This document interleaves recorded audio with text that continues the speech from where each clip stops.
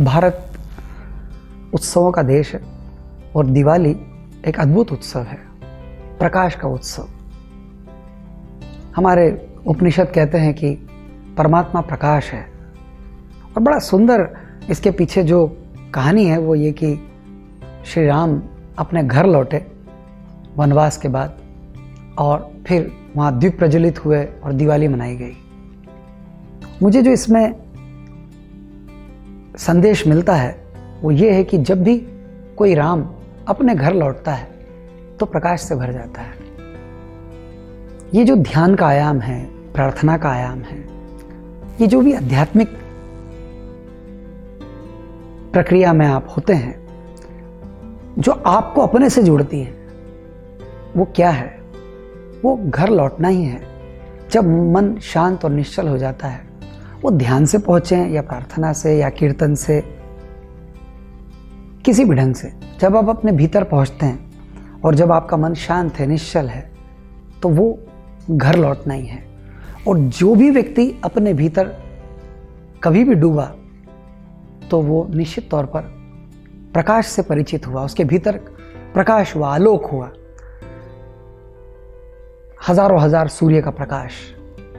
और फिर वो स्रोत नहीं है उसका कोई भी, सोर्सलेस लाइट।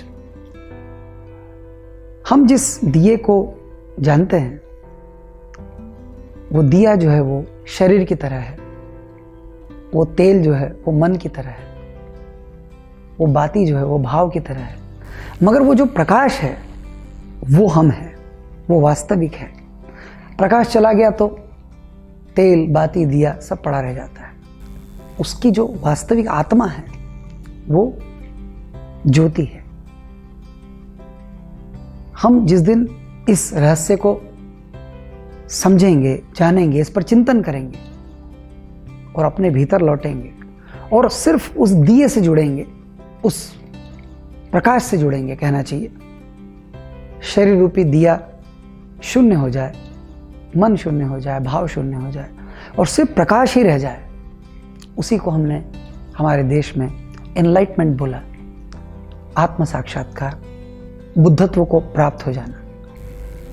तो दिवाली की वास्तविक बधाई तो उस दिन, जिस दिन भीतर का अंतरतम प्रकाशित हो जाए, रोआ रोआ प्रकाश से भर जाए।